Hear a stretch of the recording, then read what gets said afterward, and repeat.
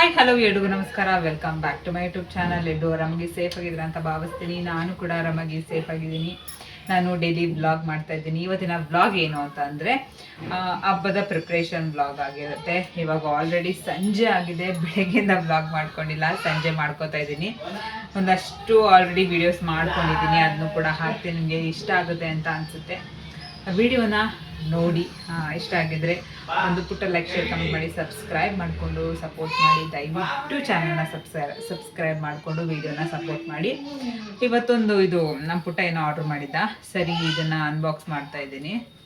ಇದು ಏನಪ್ಪ ಇದು ಅಂತಂದರೆ, ನಮ್ಮಮ್ಮನಿಗೆ ಕಾಲು ನೋವು ಆಗ್ತಾಯಿದೆ. ಏನಕ್ಕೆ ಕಾಲು ನೋವು ಅಂತ ಗೊತ್ತಿಲ್ಲ, ಆದರೆ ಕಾಲೆಲ್ಲ ಸೆಳೆಯೋ, ತುಂಬ ಉರಿಯೋದು ಆ ಥರ ಆಗ್ತಾಯಿದೆ. ಅದರಿಂದ ನಮ್ಮ ಪುಟ್ಟ ಏನೋ ಬುಕ್ ಮಾಡಿದ್ದಂತೆ. ಸೊ ಅದಕ್ಕೋಸ್ಕರ ಇದನ್ನು ಏನೋ ಅಂತ ಓಪನ್ ಮಾಡೋಣ.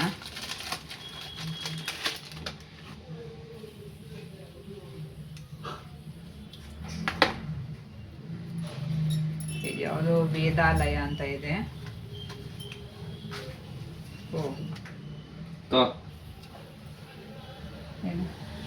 ಏನಕ್ಕಂದ್ರೆ ಹಬ್ಬಕ್ಕೆ. ನಾಳೆ ಕಲ್ವೇನ ಹಬ್ಬ? ಇವತ್ತೇ ಕೊಡ್ತಾ ಇದೆಯಾ? ಯಾವ ಕೊಟ್ರು ದುಡ್ಡೇ ಅಲ್ವಾ?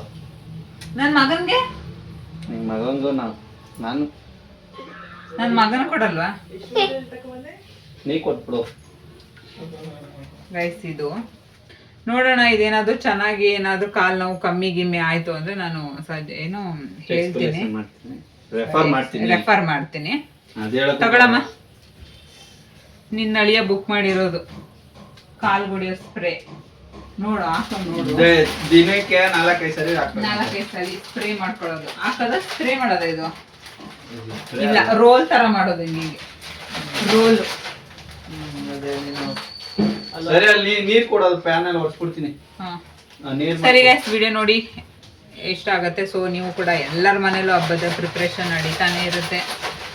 ಸೊ ನಿಮ್ಮ ಮನೇಲಿ ನಿಮ್ಮ ಮನೆ ಹಸ್ಬೆಂಡು, ನಿಮ್ಮ ಗಂಡ ದುಡ್ಡು ಕೊಟ್ರ ವರಮಹಾಲಕ್ಷ್ಮಿ ಹಬ್ಬಕ್ಕೆ ಬಟ್ಟೆನೂ ಕೊಡಿಸಿ ದುಡ್ಡನ್ನು ಕೊಡಿಸಿದ್ದಾರೆ. ಎಷ್ಟಿದೆ ಗೊತ್ತಿಲ್ಲ, ಮೇ ಬಿ 1,000 ರೂಪಾಯಿ ಇರ್ಬೋದು, ಗೊತ್ತಿಲ್ಲ. ನೋಡಿದ್ರಂಗೆ ಅನ್ನಿಸ್ತೈತೆ. ಸರಿ, ವಿಡಿಯೋ ನೋಡಿ ನಿಮ್ಗೆ ಇಷ್ಟ ಆಗಿರುತ್ತೆ ಅಂತ ಅನ್ಸ್ತೀನಿ. ನಾಳೆನೇ ವರಮಹಾಲಕ್ಷ್ಮಿ ಹಬ್ಬ. ನಾನು ಕೂಡ ಪ್ರಿಪ್ರೇಷನ್ದೆಲ್ಲ ತೋರಿಸ್ತೀನಿ, ನಿಮಗೂ ಕೂಡ ಇಷ್ಟ ಆಗುತ್ತೆ ಅಂತ ಅನ್ಕೋತೀನಿ. ಆಲ್ರೆಡಿ ಹೇಳ್ದಂಗೆ ಹಬ್ಬದ ಒಂದು ತಯಾರಿ ವ್ಲಾಗ್ ಆಗಿರುತ್ತೆ.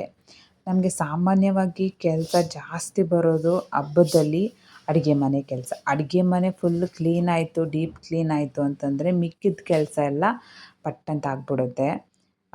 ಎಲ್ಲರ ಮನೇಲೂ ಅಷ್ಟೇ, ಒಬ್ಬರ ಮನೇಲಿ ಅಂತ ಇಲ್ಲ. ನಮ್ಮ ಮನೇಲಿ ಒಂದು 40% ಅಡುಗೆ ಮನೆ ಕೆಲಸ ಆಗಿತ್ತು. ಒಂದಷ್ಟು ಬಟ್ಟೆಗಳೆಲ್ಲ ವಾಷಿಂಗ್ ಇತ್ತು. ವಾಷಿಂಗ್ ಮಿಷಿನ್ ಇರೋದ್ರಿಂದ ಎಷ್ಟು ಅನುಕೂಲ ಅಂತಂದರೆ ಎಲ್ಲ ಬಟ್ಟೆನೂ ವಾಶ್ ಮಾಡೋದು ಅಷ್ಟು ಸುಲಭ ಅಲ್ಲವೇ ಅಲ್ಲ. ನನ್ನ ಕೈಲಂತೂ ಆಗೋದೇ ಇಲ್ಲ ಅಂತ ಅನ್ಬೋದು. ಆವಾಗೆಲ್ಲ ವಾಶ್ ಮಾಡ್ತಾಯಿದ್ರು, ಆದರೆ ಕಾಲಕ್ಕೆ ತಕ್ಕಂತೆ ದಿನ ಕಳೀತಾ ಎಲ್ಲ ಕೆಲಸಗಳ್ನೂ ಈಸಿ ಮಾಡಿಸ್ಬಿಡುತ್ತೆ ಜೀವನ, ಇವಾಗಿರೋ ಒಂದು ಲೈಫ್ ಸ್ಟೈಲು. ಮತ್ತು ಅದಕ್ಕೆ ಆದಂತಹ ಮಿಷಿನ್ಗಳು ಅದು ಇದು ಇರೋದ್ರಿಂದ ಸೋಂಬೇರಿತನ ಅನ್ನೋದಕ್ಕಿಂತ ಬಾಡಿ ಅಷ್ಟು ಸಪೋರ್ಟ್ ಮಾಡೋದಿಲ್ಲ. ಯಾಕಂದರೆ ಎಲ್ಲನೂ ಒಬ್ಬರೇ ಮಾಡೋಕ್ಕಾಗಲ್ಲ, ಏನೂ ಮಾಡೋಕ್ಕಾಗಲ್ಲ. ಯಾಕಂತಂದರೆ ಯಾವಾಗ ಥರ ಇರಬೇಕು ಆ ಥರ ಇದ್ರೇ ಇರೋಕ್ಕಾಗೋದು. ಇಲ್ಲ ಅಂತಂದರೆ ಭಾರಿ ಕಷ್ಟ. ಆವಾಗಿನವರೆಲ್ಲ ಮನೇಲಿ ಜಾಸ್ತಿ ಜನ ಇರ್ತಾಯಿದ್ರು, ಮನೆ ತುಂಬ ಜನ ಇರ್ತಾಯಿದ್ರು. ಎಲ್ಲರೂ ಒಂದೊಂದು ಕೆಲಸ ಮಾಡಿಕೊಂಡ್ರೆ ಮುಗ್ದೋಗ್ತಿತ್ತು.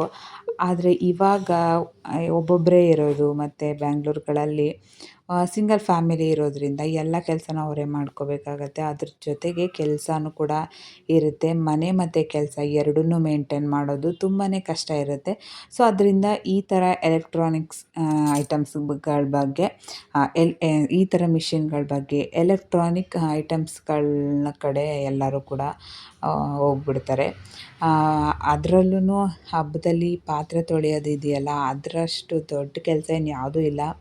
ಯಾವ ಗೋಡೆನೂ ಬಿಡಲ್ಲ, ಯಾವ ಪಾತ್ರೆನೂ ಬಿಡಲ್ಲ, ಏನಂದರೆ ಏನೂ ಬಿಡಲ್ಲ. ಎಲ್ಲನೂ ಒಂದು ಕಡೆಯಿಂದೆಲ್ಲ ಕಿತ್ತಾಕಿ ಒಂದು ಕಡೆಯಿಂದೆಲ್ಲ ಕ್ಲೀನ್ ಮಾಡಿಬಿಡ್ತಾರೆ. ಸೊ ಇನ್ನು ಹಬ್ಬ ಅಂದಮೇಲೆ ಮಾಡಲೇಬೇಕು, ಬಿಡೋಕ್ಕಂತೂ ಆಗಲ್ಲ. ಕಷ್ಟ ಆದ್ರೂ ಸ್ವಲ್ಪ ಹೊತ್ತು ಕೂತ್ಕೊಂಡಿದ್ದು ಹೆಂಗೋ ಸಮಾಧಾನ ಮಾಡಿಕೊಂಡು ಅದಾದಮೇಲೆ ಕೆಲಸನ ಒಟ್ನಲ್ಲಿ ಮುಗಿಸ್ಬೇಕು. ಈ ಸ್ಟವ್ಗಳನ್ನಂತೂ ಅವಾಗವಾಗ ಕ್ಲೀನ್ ಮಾಡ್ಕೊಂಡಿಲ್ಲ ಅಂದರೆ ದೊಡ್ಡ ತಲೆನೋವು ಅಂತಲೇ ಹೇಳ್ಬೋದು. ಅದ್ರ ಜೊತೆಗೆ ನಾನು ಮಿಕ್ಸಿ ತೊಗೊಂಡಿದ್ದಲ್ಲ, ಅದ್ರ ಜೊತೆಗೆ ಒಂದು ಇದು ಬಂದಿತ್ತು, ಏನು ಕೆಟಲ್ ಬಂದಿತ್ತು ಬಜಾಜ್ ಕಂಪ್ನಿಯವ್ರದ್ದು. ಸೊ ನಾನು ಬಜಾಜ್ ಕಂಪ್ನಿ ತೊಗೊಂಡಿರೋದ್ರಿಂದ ಬಜಾಜ್ ಕಂಪ್ನಿದು ಕೆಟಲ್ಲು. ಸೊ ಆಲ್ರೆಡಿ ನಮ್ಮ ಮನೇಲಿದೆ ಒಂದು. ಸೊ ಅದಕ್ಕೋಸ್ಕರನೇ ನೋಡಿದೆ ಹೇಗಿದೆ ಅಂತ ಅಂದ್ಬಿಟ್ಟು. ಕ್ಯೂಟಾಗಿ ಚೆನ್ನಾಗಿದೆ. ನಮ್ಮ ಮನೇಲಿರೋದು ಇದಕ್ಕಿಂತ ಚೂರು ದೊಡ್ಡದು, ಆದರೆ ಅದು ಕೂಡ ಚೆನ್ನಾಗಿದೆ. ಸೊ ಅದೇ ಇರೋದ್ರಿಂದ ಮತ್ತೆ ಇದೇನಕ್ಕೆ ಯೂಸ್ ಮಾಡೋದು ಅಂದ್ಬಿಟ್ಟು ನಾನು ಇದನ್ನು ಹಂಗೆ ಪ್ಯಾಕ್ ಮಾಡಿಬಿಟ್ಟು ನೋಡಿಬಿಟ್ಟು ಎತ್ತಿಟ್ಬಿಟ್ಟೆ. ಬೇರೆ ಏನಾದರೂ ತೊಗೊಳ್ಳೋಣ ಅಂದರೆ ಆಪ್ಷನ್ ಇರಲಿಲ್ಲ. ಸರಿ ಇನ್ನು ಬಂದಿರೋದನ್ನು ಯಾಕೆ ಬಿಡಬೇಕು ಅಂದ್ಬಿಟ್ಟು ಈಸ್ಕೊಂಡ್ವಿ. ಮೇಲೆ ಸೇಫಾಗಿ ಸಜ್ಜದ ಮೇಲಿದೆ ನೋಡ್ಬೋದು. ಆಲ್ಮೋಸ್ಟ್ ಅಲ್ಲೂ 90% ಮನೆಯಲ್ಲಿ ಕೆಲಸಗಳೆಲ್ಲ ಆಗಿದೆ. 90% ಕೆಲಸ ಇದ್ರೂ ಇನ್ನು 10%ಅಲ್ಲೇ ಕೆಲಸ ಜಾಸ್ತಿ ಇರೋದು. ಅದೇನಪ್ಪ ಅಂದರೆ ದೇವ್ರ ಮನೆ ಕ್ಲೀನ್ ಮಾಡೋದು. ದೇವ್ರ ಮನೆ ಒಂದು ರೆಡಿ ಮಾಡ್ಕೊಂಡ್ಬಿಟ್ರೆ ವರಮಹಾಲಕ್ಷ್ಮಿ ಹಬ್ಬದ ಎಲ್ಲ ಕೆಲಸಗಳು ಆಲ್ಮೋಸ್ಟ್ ಅಲ್ಲಿ ಆಗಿಬಿಡುತ್ತೆ. ಅಡುಗೆ ಮಾಡೋದು ಅಷ್ಟೊಂದು ಇದಾಗಲ್ಲ. ದೇವರ ಅಲಂಕಾರ, ದೇವ್ರ ಮನೆ ಕ್ಲೀನಿಂಗು, ಅದರ ಡೆಕೋರೇಷನ್ ಇದ್ರದ್ದೇ ಒಂದು ತಲೆನೋವು ಇರೋದು 10%. ಆದರೆ ಕೆಲಸ ಇರೋದು 90%. ಮಿಕ್ಕಿದ ಕೆಲಸ 90% ಮಾಡಿಕೊಂಡ್ರೆ ಮನೆ ಕೆಲಸ, ದೇವ್ರ ಮನೆದೊಂದು 10% ಉಳ್ಕೊಳ್ಳುತ್ತೆ. ನಾನು ಕೂಡ ಹಿಂದಿನ ದಿವಸನೇ ಸ್ನಾನ ಮಾಡಿಕೊಂಡು ಮತ್ತೆ ನನಗೆ ದೇವ್ರ ಪಾತ್ರೆಗಳೆಲ್ಲ ಕ್ಲೀನ್ ಮಾಡಬೇಕಂದ್ರೆ ಸ್ನಾನ ಮಾಡಿಕೊಂಡೇ ಕ್ಲೀನ್ ಮಾಡಬೇಕು. ನಾನು ಹಿಂಗೇನಾ ಇಲ್ಲಾಂದರೆ ಎಲ್ಲರೂ ಹೀಗೇನಾ ಕಾಮೆಂಟ್ ಮಾಡಿ. ಬೆಳಗ್ಗೆ ಸ್ನಾನ ಮಾಡಿದ್ರೂ ಮತ್ತೊಂದು ಸತಿ ಸ್ನಾನ ಮಾಡಿಕೊಂಡು ಕ್ಲೀನ್ ಮಾಡ್ಕೋಬೇಕು ಅಂತ ಅನಿಸುತ್ತೆ. ಸೊ ನಾನು ನನ್ನ ಒಂದು ಬೆಳ್ಳಿ ಏನಿದೆ ಐಟಮ್ಸ್ ಏನಿದೆ ಅದನ್ನು ಒಂದೊಂದೇ ತಗೊಂಡು ಒಂದಷ್ಟು ಬೆಳ್ಳಿ ಪಾತ್ರೆಗಳನ್ನ ಮಾಡ್ಕೊಂಡಿದ್ದೀನಿ. ಇವಾಗಿನ ರೇಟಲ್ಲಿ ತೊಗೊಳ್ಳೋದಂತೂ ನಿಜವಾಗ್ಲೂ ಆಗಲ್ಲ. ಆವಾಗ ತೊಗೊಂಡಿರೋದಕ್ಕೆ ಸರಿ ಹೋಯಿತು. ನಾನು ಬೆಳ್ಳಿದು ದೀಪ ಏನು ತೊಗೊಬಂದೆ, ಅದಾದಮೇಲೆ ಫುಲ್ ರೇಟ್ ಜಾಸ್ತಿ ಆಗಿಬಿಡ್ತು. ಆವಾಗ ಅನ್ನಿಸ್ತು ಸದ್ಯಕ್ಕೆ ತೊಗೊಂಡಿರೋದು ಸರಿ ಹೋಯಿತು, ಇಲ್ಲ ಅಂದಿದ್ರೆ ಇನ್ನೂ ಏನೇನು ಆಗ್ತಿತ್ತು ಅಂತ ಅಂದ್ಬಿಟ್ಟು ಅದೆಲ್ಲ ಕ್ಲೀನ್ ಮಾಡಿಕೊಂಡು ಫುಲ್ಲು ಬೆಳ್ಳಿನೇ ಇಟ್ಬಿಡೋಣ ಅಂತ ಅಂದ್ಬಿಟ್ಟು ರೆಡಿ ಮಾಡಿಕೊಂಡೆ. ನಾನು ರೆಗ್ಯುಲರಾಗೇನು ಇಡೋಕ್ಕೋಗಲ್ಲ. ಯಾವಾಗಾದರೂ ಈ ಥರ ಹಬ್ಬದ ಟೈಮಲ್ಲಿ ಮಾತ್ರ ಬೆಳ್ಳಿದು ಐಟಮ್ಸ್ ಎಲ್ಲ ತೆಗೆದಿಡ್ತೀನಿ. ಬೆಳ್ಳಿ ಐಟಮ್ಸ್ ಅಷ್ಟೇ ಒಂದು ಅಂದರೆ ಗಾಳಿ ಆಡಬಾರ್ದು, ಇಲ್ಲ ಗಾಳಿ ಆಡದೇ ಇರೋ ಥರ ಒಂದು ನ್ಯೂಸ್ ಪೇಪರ್ನ ಸುತ್ತಿ ಅಥವಾ ಕವರಲ್ಲಿ ಹಾಕಿ, ಜಿಪ್ ಲಾಕರ್ ಬರುತ್ತಲ್ಲ ಆ ಥರ ಕವರಲ್ಲಿ ಹಾಕಿಟ್ರೆ ಬ್ಲ್ಯಾಕ್ ಆಗೋಲ್ಲ. ಎಷ್ಟೇ ವರ್ಷ ಇಟ್ರೂ ಅದೇ ಥರ ಇರುತ್ತೆ. ಸೊ ಈ ಥರ ನಾನು ಮೇಂಟೈನ್ ಮಾಡೋದು. ನಾನೇನು ಜಾಸ್ತಿ ಯೂಸ್ ಮಾಡಲ್ವಲ್ಲ, ಸೊ ಬೀರಲ್ಲಿ ಇಟ್ಕೊತೀನಿ. ಅಲ್ಲೂ ಒಳಗಡೆನೂ ಕೂಡ ಲಾಕರಲ್ಲಿ ಇದಾಗಲ್ಲ. ಬಟ್ ಅಂದ್ರೂ ಸ್ಟಿಲ್ ನಾವು ಅದಕ್ಕೆ ರ್ಯಾಪ್ ಮಾಡಿ ಇಟ್ಟರೆ ಸೇಫಾಗಿರುತ್ತೆ. ಇವಾಗ ಅಂಗಡಿಗಳಲ್ಲಿ ಚಿನ್ನದ ಅಂಗಡಿಗಳಲ್ಲೆಲ್ಲ ಕವರಲ್ಲಿ 2 ಕವರಲ್ಲಿ ಲಾಕ್ ಮಾಡಿ ಇಟ್ಟಿರ್ತಾರೆ. ಸೊ ಅದರಿಂದ ಅವ್ರೇನು ಕ್ಲೀನ್ ಮಾಡಲ್ಲ ಅಲ್ಲ. ಸೊ ಅದರಿಂದ ಅದರಲ್ಲಿ ಯಾವಾಗಲೂ ನೀಟಾಗಿರುತ್ತೆ. ಅದಾದಮೇಲೆ ಇನ್ನು ಬೆಳಗ್ಗೆ ಎದ್ದು ಎಲ್ಲ ರೆಡಿ ಮಾಡಿಕೊಂಡು ಮಾಡೋ ಅಷ್ಟರಲ್ಲಿ ಲೇಟ್ ಆಗಿಬಿಡುತ್ತೆ ಅಂದ್ಬಿಟ್ಟು ನಾನು ಅಂತಲ್ಲ ಎಲ್ರೂ ಇದೇ ಥರ ಮಾಡೋದು. ರಾತ್ರಿಯೇ ಎಲ್ಲನೂ ಮುಗಿಸ್ಬಿಟ್ಟಿರ್ತಾರೆ. ಸೊ ನಾನು ಕೂಡ ರಾತ್ರಿಯೇ ಎಲ್ಲನೂ ಮುಗಿಸ್ಕೊಂಡೆ. ಬೆಳಗ್ಗೆ ಎದ್ದು ಹೂವು ಎಲ್ಲ ಇಟ್ಟು ಪೂಜೆ ಮಾಡೋ ಥರ ಮಾಡ್ಕೊಂಡಿದ್ದೆ. ಬೆಳಗ್ಗೆ ಎದ್ದು ಮಾಡ್ಕೊಳ್ಳೋ ಅಷ್ಟರಲ್ಲಿ ಲೇಟ್ ಆಗುತ್ತೆ. ಯಾಕಂದರೆ ಇನ್ನೂ ಕೆಲಸಗಳಿರುತ್ತೆ. ಪ್ರಸಾದ ಅಂತೆ ಎಷ್ಟೇ ಮಾಡಿಕೊಂಡ್ರೂ ಪೂಜೆ ಆಗೋವರೆಗೂ ಕೆಲಸ ಇದ್ದೇ ಇರುತ್ತೆ. ಅದು ಮರೆತುಬಿಟ್ನಾ, ಇದು ಮರೆತುಬಿಟ್ನಾ, ಅದು ಇಟ್ಟಿದ್ದೀನಾ, ಇದು ಇಟ್ಟಿದ್ದೀನಾ ಅನ್ನೋದೇ ಇರುತ್ತೆ. ನನ್ನ ಪ್ರಕಾರ ನಾನೇನು ಮಾಡ್ತೀನಿ ಅಂತಂದರೆ ನೈಟೇ ಆಲ್ಮೋಸ್ಟ್ ಆಲು ಹೂವು ಹಣ್ಣು ಎಲ್ಲ ತಟ್ಟೆಗೆ ಏನೇನು ಇಡಬೇಕು ಆ ಐಟಮ್ಸ್ ಅದೆಲ್ಲ ನೈಟೇನೆ ತೊಳೆದ್ಬಿಟ್ಟು ಇಟ್ಬಿಟ್ಟಿರ್ತೀನಿ. ಬೆಳಗ್ಗೆ ಹೂವು ಮುಡಿಸ್ಕೊಬೇಕು, ಮತ್ತು ಸ್ನಾನ ಮಾಡಿಕೊಂಡು ಪೂಜೆನ ಮಾಡ್ಕೊಳ್ಳೋ ಥರ ಇಟ್ಕೊತೀನಿ. ಅಂದ್ರೂ ಕೆಲವೊಂದು ಐಟಮ್ಸ್ ಮರೆತುಬಿಟ್ಟಿರ್ತೀವಿ. ಹಾಗೇ ಲಕ್ಷ್ಮಿಗೆ ಅಷ್ಟೇ. ಲಕ್ಷ್ಮಿ ಎಷ್ಟು ಅಲಂಕಾರ ಮಾಡಿಸ್ಕೋತಾಳೆ ಅಂತಂದರೆ ಅದು ಮಾಡಿಲ್ಲ, ಇದು ಮಾಡಿಲ್ಲ ಅನ್ನೋದು ಬಂದುಬಿಡುತ್ತೆ. ಸೊ ಈಗ ನಮಗೆ ಮಾಡ್ದಿರ ಮನಸ್ಸಿರಲ್ಲ. ಒಂದು ಸತಿ ನಮ್ಮ ಮೈಂಡಿಗೆ ಬಂತು ಅಂದರೆ ಅದನ್ನು ಮಾಡಲೇಬೇಕು. ಮಾಡ್ದಿರ ಬಿಟ್ಬಿಟ್ರೆ ಏನೋ ಒಂಥರ ಗಿಲ್ಟ್, ಮಾಡಲಿಲ್ವಲ್ಲ ಅನ್ನೋದೊಂದು ಗಿಲ್ಟ್ ಕಾಡ್ತಾ ಇರುತ್ತೆ. ನಿಮಗೂ ಇದೇ ಥರನ ಕಾಮೆಂಟ್ ಮಾಡಿ ಹೇಳಿ. ಮತ್ತು ನಿಮ್ಮ ಮನೇಲಿ ಯಾವ ರೀತಿ ಸೆಲೆಬ್ರೇಟ್ ಮಾಡಿದ್ರಿ ಅಂತಲೂ ಕೂಡ ಕಾಮೆಂಟ್ ಮಾಡಿ ಹೇಳಿ. ನಮ್ಮ ಮನೇಲಂತೂ ಇವಾಗ ನಾನು ಆಲ್ರೆಡಿ ತೋರಿಸ್ತೀನಲ್ಲ ಅದೇ ಥರ ಸಿಂಪಲ್ಲಾಗಿ ಮಾಡಿಕೊಂಡೆ. ಮಕ್ಕಳಿರೋ ಮನೇಲಿ ಆಲ್ಮೋಸ್ಟ್ ಅಲ್ಲೂ ದೇವ್ರ ಮನೇಲೇ ಲಕ್ಷ್ಮಿ ಕೂರಿಸೋದು. ಆಚೆ ಕಡೆ ಕೂರಿಸ್ತೀವಿ ಅಂದರೆ ಆಗಲ್ಲ. ಅಂದರೆ ಬುದ್ಧಿ ಗೊತ್ತಿರೋರು ಆದರೆ ಮಕ್ಕಳಾದರೆ ಓಕೆ. ಇವಾಗ ಒಂದು 2-3 ವರ್ಷ ಅಂದ್ರೂ ಕೆಲವೊಬ್ರು ಮಕ್ಳಿಗೆ ಗೊತ್ತಾಗಲ್ಲ, ಎಳ್ದು ಬಿಡೋದು ಈ ಥರ ಮಾಡ್ತಾರೆ. ಸೊ ಇವಾಗ ನನ್ನ ಮಗನಿಗಂತೂ 1.5 ವರ್ಷ, ಅವನಿಗಂತೂ ಗೊತ್ತಾಗಲ್ಲ. ಅವ್ನು ಟೇಬಲ್ ಮೇಲೆ ಇಟ್ಟಿರೋದನ್ನೇ ಎಲಿಯಕ್ಕೆ ಹೋಗ್ತಾನೆ. ಸೊ ಅದರಿಂದ ದೇವ್ರ ಮನೇಲೇ ಕೂರಿಸ್ಕೊಂಡೆ. ಹೋದ ವರ್ಷ ಅಲ್ಲ, ಆಚೆ ವರ್ಷವೂ ಸಿಂಪಲ್ಲಾಗಿ ದೇವ್ರ ಮನೇಲಿ ಕೂರಿಸಿದ್ದೆ. ಸರಿ ಈ ವರ್ಷವೂ ಇನ್ನು ಕೌಶಿಕ್ ಟೇಬಲ್ ಮೇಲೆಲ್ಲ ಹಾಕಿ ನನಗೆ ಡೆಕೋರೇಷನ್ ಮಾಡಿ ಎಲ್ಲ ಕೂರ್ಸೋಕ್ಕೆ ತುಂಬ ಅಂದರೆ ತುಂಬಾ ಇಷ್ಟ. ಯಾವುದೇ ಹಬ್ಬ ಆದ್ರೂ ಅಷ್ಟೇ ಚೆನ್ನಾಗಿ ಡೆಕೋರ್ ಮಾಡಿ ನೀಟಾಗಿ ಮಾಡೋಕ್ಕೆ ನನಗೆ ಸಖತ್ ಇಷ್ಟ ಆಗುತ್ತೆ. ಸೊ ಈ ಸತಿ ದೇವ್ರ ಮನೇಲಿ ಎಷ್ಟಾಗುತ್ತೋ ಅಷ್ಟು ನಾನು ಡೆಕೋರೇಷನ್ನ ಮಾಡಿದೆ. ಯಾವಾಗಲೂ ಅಷ್ಟೇ ಎಲ್ಲರನ್ನೂ ಅವ್ರಿವ್ರನ್ನ ನೋಡಿ ನಾವು ಡೆಕೋರೇಷನ್ನ ಮಾಡಬಾರ್ದು. ನಮ್ಮ ಕೈಲಿ ಎಷ್ಟು ಸಾಧ್ಯ, ನಮ್ಮ ಶಕ್ತಿ ಎಷ್ಟಿದೆ ಅಷ್ಟು ಮಾತ್ರ ನಾವು ಮಾಡಬೇಕು. ಬೇರೆಯವ್ರು ಮಾಡ್ತಾರೆ, ಇನ್ನೊಬ್ರು ಮಾಡ್ತಾರೆ, ಮತ್ತೊಬ್ಬರು ಮಾಡ್ತಾರೆ, ನಾವು ಹಂಗೆ ಮಾಡಬೇಕು ಅಂತಂದರೆ ಅದು ಆಗಲ್ಲ. ಅವ್ರಿಗೆ ಹೆಂಗಾಗುತ್ತೋ ಅವ್ರು ಮಾಡ್ತಾರೆ, ನಮ್ಗೆ ಹೆಂಗಾಗುತ್ತೋ ಅದನ್ನು ನಾವು ಮಾಡಬೇಕು. ಬಟ್ ಮಾಡೋ ಪೂಜೆಯಲ್ಲಿ, ಮಾಡೋ ಕೆಲಸದಲ್ಲಿ ಶ್ರದ್ಧೆಯಿಂದ ಮಾಡಬೇಕು. ಇದು ನನ್ನ ಪಾಲಿಸಿ. ಬೇರೆಯವ್ರನ್ನ ನೋಡಿ ನಾನು ಇದು ಮಾಡೋಕ್ಕೆ ಹೋಗಲ್ಲ. ನನಗೆ ಎಷ್ಟಾಗುತ್ತೋ ಅಷ್ಟು ನಾನು ಮಾಡ್ಕೋತೀನಿ. ಬಟ್ ಮಾಡೋದ್ರಲ್ಲಿ ಬೆಸ್ಟ್ ಮಾಡಬೇಕು ಅಂತ ನನ್ನ ಒಂದು ಇದು ಒಪಿನಿಯನು. ಇನ್ನೇನು ದೇವ್ರ ಮನೆ ಎಲ್ಲ ಕುಂಕುಮ ಎಲ್ಲ ಇಟ್ಕೊಂಡು ಎಲ್ಲ ರೆಡಿ ಮಾಡಿಕೊಂಡೆ. ಇನ್ನೇನಿದ್ರು ಕಳಸನೂ ಕೂಡ ನೈಟೇ ಕೂರಿಸ್ಬಿಡ್ತೀನಿ, ಬೆಳಗ್ಗೆ ಎದ್ದು ಕೂರ್ಸೋಕ್ಕಾಗಲ್ಲ. ಅದರಿಂದ ಇನ್ನು ಅಕ್ಕಿನ ಇಟ್ಕೊಂಡು, ಅಕ್ಕಿನ ನಾನು 1 ಲೋಟ ಚಿಕ್ಕ ಲೋಟದಲ್ಲಿ ಇಟ್ಕೊಂಡಿದ್ದೆ ತಲೆ ಸವರಿ. ಅದಕ್ಕೆ ಅಕ್ಷತೆ, ಅರಿಶಿನ, ಕುಂಕುಮ ಹಾಕಿ ನಮಸ್ಕಾರ ಮಾಡಿಕೊಂಡು ಅದಾದಮೇಲೆ ನಾನು ಬೆಳ್ಳಿದು ಇದಕ್ಕೇ ಸೀರೆನ ಉಡ್ಸೋಕ್ಕೆ ಹೋದೆ. ಬಟ್ ಬೆಳ್ಳಿದು ಅದು ಸ್ವಲ್ಪ ಚಿಕ್ಕದಿದೆ.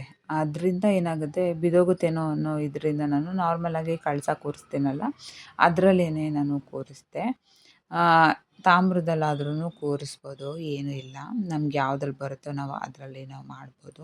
ಆದರೆ ಸ್ಟೀಲ್ ಒಂದ್ರಲ್ಲಿ ಮಾಡಬಾರ್ದು ಅಷ್ಟೇ. ತಾಮ್ರ, ಹಿತ್ತಾಳೆ ಇದರಲ್ಲಿ ಯಾವುದು ಅದರಲ್ಲಾದ್ರೂ ನಾವು ದೇವ್ರನ್ನ ಇಡ್ಬೋದು. ಅದಾದಮೇಲೆ ಇಲ್ಲಿ ಲವಂಗ, 3 ಲವಂಗ, 3 ಏಲಕ್ಕಿ, ಒಂದು ಒಣ ಖರ್ಜೂರ, ಒಂದು ಸ್ವಲ್ಪ ಕಲ್ಲು ಸಕ್ಕರೆ, 3 ಬಾದಾಮಿ, 3 ಗೋಡಂಬಿ, 3 ದ್ರಾಕ್ಷಿ, ಸ್ವಲ್ಪ ಅರಿಶಿನ, ಕುಂಕುಮ ಮತ್ತು ಅಕ್ಷತೆ. ಅದಾದ ನಂತರ ಒಂದು ರೆಡ್ ಕಲರ್ ಹೂವು. ರೆಡ್ ಕಲರು ಮತ್ತು ಯೆಲ್ಲೋ ಕಲರ್ ಲಕ್ಷ್ಮಿಗೆ ತುಂಬಾ ಇಷ್ಟವಾದ ಕಲರು. ಸೊ ಅದರಿಂದ ಹೂವನ್ನ ಹಾಕಬೇಕು. ಮತ್ತು ಒಂದು ಬೆಳ್ಳಿದು ಅಥವಾ ನಾರ್ಮಲ್ ಯಾವುದಾದ್ರೂ ಒಂದು ₹5 ಕಾಯಿನ್ ಹಾಕಬೇಕು. ನನ್ನ ಹತ್ರ ಬೆಳ್ಳಿ ಕಾಯಿನ್ ಇದೆ ಲಕ್ಷ್ಮೀದು. ಸೊ ಅದರಿಂದ ನಾನು ಅದನ್ನೇ ಹಾಕಿದೆ. ಇಲ್ಲಿ ನಾನು ಮಾವಿನ ಎಲೆನ ಹಾಕ್ಕೊಂಡಿದ್ದೀನಿ. ಒಂದು 9 ಮಾವಿನ ಎಲೆ ಹಾಕ್ಕೊಂಡಿದ್ದೀನಿ. ಮಾವಿನ ಎಲೆನೂ ಅಷ್ಟೇ ತುಂಬಾ ಶ್ರೇಷ್ಠ ವೀಳ್ಯದೆಲೆಗಿಂತನೂ. ಅದರಿಂದ ಮಾವಿನ ಎಲೆ, ಅದ್ರ ಜೊತೆಗೆ ನಾನು ವೀಳ್ಯದೆಲೆನೂ ಹಾಕ್ಕೊಂಡಿದ್ದೀನಿ. ಅದೊಂದು 5 ಹಾಕ್ಕೊಂಡಿದ್ದೀನಿ. ಸೊ ನಿಮಗೆ ಹೆಂಗೆ ಅನುಕೂಲ ಆಗುತ್ತೆ ನೀವು ಆ ಥರ ಹಾಕ್ಕೊಬೋದು. ಊರಲ್ಲಿ ಒಂದೊಂದ್ಸಲ ಊರಲ್ಲಿ ವೀಳ್ಯದೆಲೆ ಎಲ್ಲ ಸಿಗುತ್ತೆ, ಮಾವಿನ ಎಲೆನೂ ಕೂಡ ಸಿಗುತ್ತೆ. ನಿಮ್ಗೆ ಯಾವ್ದು ಇಷ್ಟ ಬರುತ್ತೋ ಅದನ್ನು ಹಾಕ್ಕೊಬೋದು, ಅಥವಾ ಎರಡನ್ನೂ ಹಾಕ್ಕೊಳ್ಳೋಂಗಿದ್ರೆ ಹಾಕ್ಕೊಬೋದು, ಅದರಲ್ಲೇನೂ ಇಲ್ಲ. ನಾನು ಪ್ರತಿ ವರ್ಷವೂ ಇದೇ ಥರ ಮಾಡೋದು. ಹೋದ ವರ್ಷ ಬರೀ ವೀಳ್ಯದೆಲೆನೂ ಹಾಕ್ಕೊಂಡಿದ್ದೆ ಅಂತ ಅನಿಸುತ್ತೆ, ನಂಗೆ ಮಾವಿನ ಎಲೆ ಸಿಕ್ಕಿಲ್ಲ. ಇಲ್ಲಿ ಈ ಸತಿ ಮಾವಿನ ಎಲೆ ಚೆನ್ನಾಗಿರೋದು ಸಿಕ್ತು. ಸೊ ಅದರಿಂದ ಹೋಗ್ಬಿಟ್ಟು ತೊಗೊಂಡು ಬಂದೆ. ಇದಿಷ್ಟೇ ಕಳಸಕ್ಕೆ, ಬೇರೆ ಇನ್ನೇನು ಹಾಕಲ್ಲ ನಾನು. ಬೇರೆ ನಾರ್ಮಲಾಗಿ ಇನ್ನು ಲಕ್ಷ್ಮೀದು ಅದೇನೇನೋ ಬರುತ್ತೆ ನೋಡಿ, ಇನ್ನು ಮಡ್ಲು ತುಂಬೋದು, ಅದೆಲ್ಲ ನಾನು ಇಡಲ್ಲ. ನಾನು ಯಾವಾಗಲಿಂದನೂ ಏನು ಫಾಲೋ ಬಂದಿರ್ತೀನಿ, ಸ್ಟಾರ್ಟಿಂಗಿಂದ ನಾನು ಯಾವ ರೀತಿ ಮಾಡ್ತಾಯಿದ್ದೀನಿ ಅದೇ ರೀತಿ ಬರ್ತಾಯಿದ್ದೀನಿ. ಒಂದೊಂದು ಸರ್ತಿ ಒಂದೊಂದು ಥರ ಚೇಂಜ್ ಮಾಡಬಾರ್ದು. ಒಬ್ಬರನ್ನ ಒಂದು ಮನೇಲಿ ಒಂದೊಂದು ಥರ ಕೂರಿಸಿರ್ತಾರೆ, ಯಾಕಂದರೆ ಅವರು ಅವಾಗಿಂದನೂ ಅದೇ ರೀತಿ ಬಂದಿರ್ತಾರೆ. ನಾನು ಕೂಡ ಅಷ್ಟೇ. ಇವಾಗ ಫಸ್ಟ್ ನಾನು ಯಾವ ರೀತಿ ಮಾಡ್ತಾಯಿದ್ದೆ ಅದೇ ರೀತಿ ಮಾಡ್ತಾಯಿದ್ದೀನಿ. ಈಗ ಒಬ್ಬೊಬ್ಬರ ಮನೇಲಿ ಒಂದೊಂದು ಥರ ಡಿಫ್ರೆಂಟಾಗಿ ಇಟ್ಟಿರ್ತಾರೆ, ಒಂದೊಂದು ಥರ ತಟ್ಟೆಗಳೆಲ್ಲ ಏನೇನೋ ಇಟ್ಟಿರ್ತಾರೆ. ಬಟ್ ಅದೆಲ್ಲ ನಾನು ಇಟ್ಟೆ ಅಭ್ಯಾಸ ಮಾಡಿಲ್ಲ. ಆದರೆ ಮುಖವಾಡ ಇಟ್ಟು ಇದೆಲ್ಲ ಮಾಡ್ತೀನಲ್ಲ, ಸೊ ಆವಾಗ್ಲೂ ಇಡ್ತೀನಿ ನನಗೆ ಗೊತ್ತಿಲ್ಲ. ಬಟ್ ಆದರೆ ಇವಾಗ ನಾನು ಏನು ಬಂದೆ, ಸೊ ಅದನ್ನೇ ನಾನು ಫಾಲೋ ಮಾಡ್ಕೊಂಡು ಹೋಗ್ತಾಯಿದ್ದೀನಿ. ಯಾರನ್ನಾದ್ರೂ ಕೇಳಿಬಿಟ್ಟು ನಾನು ನೆಕ್ಸ್ಟು ಆ ಥರ ಏನಾದರೂ ಇಡಬೇಕು. ಅಂದರೆ ಮುಖವಾಡ ಎಲ್ಲ ಇಟ್ಟು ಪೂಜೆ ಮಾಡ್ತೀನಲ್ಲ ಆ ಟೈಮಲ್ಲಿ ನೋಡೋಣ ಆ ಥರ ಏನಾದರೂ ಇಡಬೇಕು ಅಂತಂದರೆ ಆ ಥರ ಇಡ್ತೀನಿ. ಸದ್ಯಕ್ಕೆ ಇವಾಗ ಕಳ್ಸೋಕ್ಕೆ ನಾನು ಇದೇ ರೀತಿ ಫಾಲೋ ಮಾಡ್ಕೊಬರ್ತಾ ಇರೋದು. ಈ ಕಡೆ ಒಂದು ಸ್ವಲ್ಪ ದುಡ್ಡು ಅದು ಚೇಂಜ್ ಎಲ್ಲ ಇಡ್ತಾಯಿದ್ದೆ. ಬಟ್ ಇಡಬಾರ್ದು ಅಂತಾರೆ, ಬಟ್ ನಮ್ಮ ಕೇಳಬೇಕಲ್ಲ ನಮ್ಮ ಮನಸ್ಸು. ಏನಾದರೂ ಬೇಡ ಅಂದಿದ್ದೆ ಮಾಡೋದು ಜಾಸ್ತಿ ಅಲ್ವಾ. ಮತ್ತು ನಾವು ಹಾಕಿರುವಂತಹ ಒಡವೆಗಳನ್ನ ಹಾಕ್ಬಾರ್ದು ಅಂತ ಅಂತಾರೆ. ಬಟ್ ಆದರೆ ಆವಾಗಿಂದನೂ ಅದನ್ನು ಹಾಕಿರೋದನ್ನು ನೀರಲ್ಲಿ ಅಥವಾ ಹಾಲಲ್ಲಿ ತೊಳೆದ್ಬಿಟ್ಟು ಅರಿಶಿನ ಎಲ್ಲ ಹಾಕಿ ಹಾಕುವಂಥದ್ದು. ಅದೇನೋ ಅದು ಅಭ್ಯಾಸ ಆಗಿಬಿಟ್ಟಿದೆ. ಇವಾಗ ಹಾಕಬೇಡಿ ಅಂತ ಹೇಳ್ತಾರೆ, ಅಂದ್ರೂ ಅದು ಹಾಕ್ದೇ ಇರೋಕ್ಕಾಗಲ್ಲ. ಸೊ ಅರಿಶಿಣದ ಕೊಂಬಲ್ಲಿ ನಾನು ತಾಳಿನ ಮಾಡಿ ಕಟ್ಟಿದ್ದೆ. ಅದಾದ ನಂತರ ಚಿನ್ನದನ್ನು ಕೂಡ ಕಟ್ತಾರೆ. ಅದು ಲಕ್ಷ್ಮಿ ಹಾಕ್ದಾಗ ಅವ್ರವ್ರಿಗೆ ಇಷ್ಟ ಅದು. ಅದನ್ನೇ ಹಾಕಬೇಕು ಇದನ್ನೇ ಹಾಕಬೇಕು ಅಂತಿಲ್ಲ, ಎರಡೂ ಇದೂ ಕೂಡ ಶ್ರೇಷ್ಠನೇ. ಸೊ ಲಕ್ಷ್ಮೀದು ಕೂಡ ಇದೆಲ್ಲ ತಾಳಿ ಎಲ್ಲ ಹಾಕಿ, ತಾಳಿ ಕಂಪಲ್ಸರಿ ಹಾಕಲೇಬೇಕು. ಯಾರಾದರೂ ಹಾಕಿಲ್ಲ, ಕೆಲವೊಬ್ರು ಹಾಕಲ್ಲ ಅನಿಸುತ್ತೆ, ಗೊತ್ತಿಲ್ಲ ನನಗೆ. ನಾನಂತೂ ಎಲ್ಲರೂ ಹಾಕಿರೋದನ್ನೇ ನಾನು ನೋಡಿರುವಂಥದ್ದು. ತಾಳಿನೂ ಕೂಡ ಹಾಕಿ ಇನ್ನೇನಿಲ್ಲ, ಜಸ್ಟ್ ಅದೇ ಇದು ಬರುತ್ತೆ ನೋಡಿ ಅಜ್ಬತ್ತಿ. ನಮ್ಮ ಕಡೆ ಏನಂತಾರೆ ಅಂದರೆ ತಾಳಿಗೂ ಕೂಡ ಅರಿಶಿನ ಕುಂಕುಮ ಎಲ್ಲ ಹಾಕಿ, ಇನ್ನೊಂದು ಇದನ್ನು ನಿಮ್ಮ ಕಡೆ ಏನಂತಾರೆ ಕಾಮೆಂಟ್ ಮಾಡಿ. ನಮ್ಮ ಕಡೆ ಗೆಜ್ಜುಬತ್ತಿ ಅಂತ ಅಂತಾರೆ. ಸೊ ನನಗೂ ಇಲ್ಲಿ ಏನಂತಾರೆ ನನಗೆ ಗೊತ್ತಾಗಿಲ್ಲ, ನೆನಪಾಗ್ತಾ ಇಲ್ಲ. ಒಂದೊಂದ್ಸಲಿ ಗೊತ್ತಿರುತ್ತೆ ಆದರೆ ಹೇಳಬೇಕಾದ್ರೆ ನೆನಪಾಗಲ್ಲ. ನಿಮಗೂ ಕೂಡ ಹಾಗೇನಾ ಕಾಮೆಂಟ್ ಮಾಡಿ. ನನಗಂತೂ ಯಾಕೋ ಇತ್ತೀಚೆಗಂತೂ ಕೆಲವೊಂದನ್ನು ಮರ್ತೇ ಬಿಟ್ಟಿರ್ತೀನಿ. ಅದು ಅದೇನಂತ ಗೊತ್ತಿಲ್ಲ. ಮೇ ಬಿ ಎಲ್ರಿಗೂ ಮಕ್ಕಳಾದ್ಮೇಲೆ ಸ್ವಲ್ಪ ಮರುವಿನ ಶಕ್ತಿ ಬರುತ್ತೆ ಅಂತ ಅಂತಾರೆ. ಸೊ ನಾನು ಸ್ವಲ್ಪ ಜಾಸ್ತಿನೇ ಮರ್ತ್ಕೋತಾ ಇದ್ದೀನಿ ಅಂತ ಅನಿಸುತ್ತೆ. ಕಾಮೆಂಟ್ ಮಾಡಿ. ಎಲ್ರೂ ಏನು ಡೆಲಿವರಿ ಆದಮೇಲೆ ಸ್ವಲ್ಪ ನೆನಪಿನ ಶಕ್ತಿ ಕಡಿಮೆ ಇರುತ್ತೆ ಅಂತ ಅಂತಾರೆ. ಏನೋ ನನಗೆ ಗೊತ್ತಿಲ್ಲ, ನಾನೊಬ್ಬಳಿಗೆ ಹಿಂಗೇನ, ನಿಮಗೂ ಕೂಡ ಹಿಂಗೇನ ಕಾಮೆಂಟ್ ಮಾಡಿ. ಇಲ್ಲಿ ನಾನು ದೇವರಿಗೆ ಒಂದೇ ಒಂದು ಒಡವೆನ ಹಾಕಿದ್ದೀನಿ ಅಷ್ಟೇ. ಏಕೆಂದರೆ ಎಲ್ಲ ಅದನ್ನೇ ತುಂಬಿಸ್ಬಿಟ್ರೆ ಅಷ್ಟು ಚೆನ್ನಾಗಿ ಕಾಣಿಸಲ್ಲ. ಯಾವಾಗಲೂ ಸಿಂಪಲ್ಲಾಗಿ ಕಳ್ಸೋಕ್ಕಾಗೋ ಹಾಕಿರೋದ್ರಿಂದ ಸಿಂಪಲ್ಲಾಗಿದ್ರೇ ಸ್ವಲ್ಪ ಎಲಿಗೆಂಟಾಗಿ ಕಾಣಿಸುತ್ತೆ. ಮತ್ತು ಹೂವು ಎಲ್ಲ ಹಾಕಬೇಕಾಗಿತ್ತಲ್ಲ, ಸೊ ಅದರಿಂದ ನಾನು ಜಾಸ್ತಿ ಎಲ್ಲ ಒಡವೆ ಹಾಕೋಕ್ಕೆ ಹೋಗಿಲ್ಲ. ಒಂದೇ ಒಂದು ಸರ ಹಾಕಿದೆ ಅಷ್ಟೇ. ಇನ್ನೊಂದೆರಡು ಸರ ಹಾಕ್ಬೋದಾಗಿತ್ತು, ಬಟ್ ಕಾಣಿಸಲ್ಲ ಅಂದ್ಬಿಟ್ಟು ನಾನು ಹಾಕಲಿಲ್ಲ. ಒಟ್ಟಿನಲ್ಲಿ ಇನ್ನೇನು ಒಂದೇ ದಿವಸ ಆದರೆ ವರಮಹಾಲಕ್ಷ್ಮಿ ಹಬ್ಬ ಮುಗಿಯುತ್ತೆ. ವರ್ಷದ ಮೊದಲನೇ ಹಬ್ಬ. ಆಲ್ಮೋಸ್ಟ್ ಅಲ್ಲಿ ಎಲ್ಲ ಗ್ರ್ಯಾಂಡಾಗೆ ಮಾಡ್ತಾರೆ. ನಾನು ಕೂಡ ಸಿಂಪಲಾಗಿ ಮಾಡಿದೆ. ಮತ್ತು ನೆಕ್ಸ್ಟ್ ವೀಡಿಯೋದಲ್ಲಿ ಸಿಗ್ತೀನಿ. ಬಾಯ್. ವಿಡಿಯೋ ನೋಡೋದಕ್ಕೆ ಥ್ಯಾಂಕ್ಸ್. Love you all.